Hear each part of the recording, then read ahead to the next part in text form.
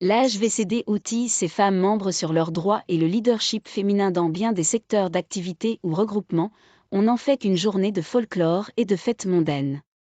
À l'Association des personnes handicapées visuelles pour la contribution au développement, AHVCD, les responsables ont décidé de faire du 8 mars 2025 une occasion de formation des femmes membres sur le leadership féminin en lien avec le handicap. Une thématique en phase avec le thème international de la célébration de cette année, pour toutes les femmes et les filles, droit, égalité et autonomisation. Bon nombre de nos femmes membres sont analphabètes et ne connaissant pas leurs droits. De l'autre côté, celles qui sont instruites sont discriminées et délaissées.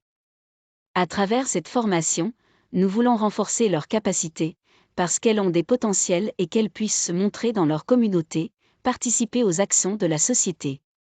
Nous voulons qu'elles puissent s'affirmer, jouer le rôle de leader, participer aux sensibilisations sur les droits des femmes dans la société, justifie Mademoiselle Emefa Essigan, présidente de la cellule des femmes à la HVCD.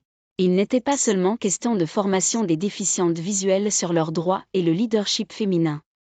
Cette séance a été aussi l'occasion d'exposition des œuvres artisanales des membres de la HVCD.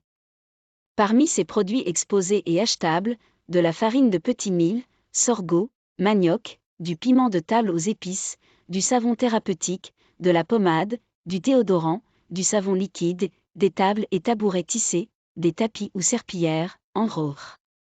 Cette séance de formation, organisée avec l'appui des partenaires dont Plan International Togo, le ministère de l'Action sociale, de la solidarité et de la promotion de la femme, la Fédération togolaise des associations de personnes handicapées, FETAF, etc. a servi de catharsis à participantes qui se sont exprimées sur la discrimination dont sont l'objet les personnes handicapées en général et ont pris, pour certaines, l'engagement de transcender leur handicap et s'affirmer désormais dans leur communauté.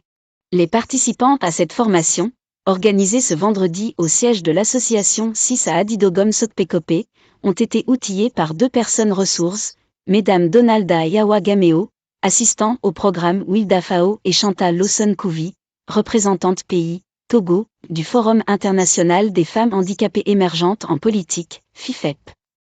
S'il a été plus question de partage sur les actions menées par Wilda Fao en faveur de l'émancipation des femmes en général par la première, les deux intervenantes ont évoqué les droits des femmes, le leadership et surtout prodigué des conseils utiles à leurs interlocutrices dont la nécessité d'assurer leur leadership autant au foyer qu'au sein de la communauté. Il est important que les femmes en situation de handicap, notamment visuel, connaissent leurs droits, les défendent et les revendiquent, souligne Madame Gameo. Les femmes handicapées doivent avoir à l'idée qu'elles doivent être leaders dans leur communauté. Partout où elles sont, elles doivent jouer ce rôle, se faire entendre et voir. C'est seulement à ce prix qu'on peut les prendre en compte, intégrer, impliquer aux activités ou à la gestion de la communauté, renchérit sa coprésentatrice.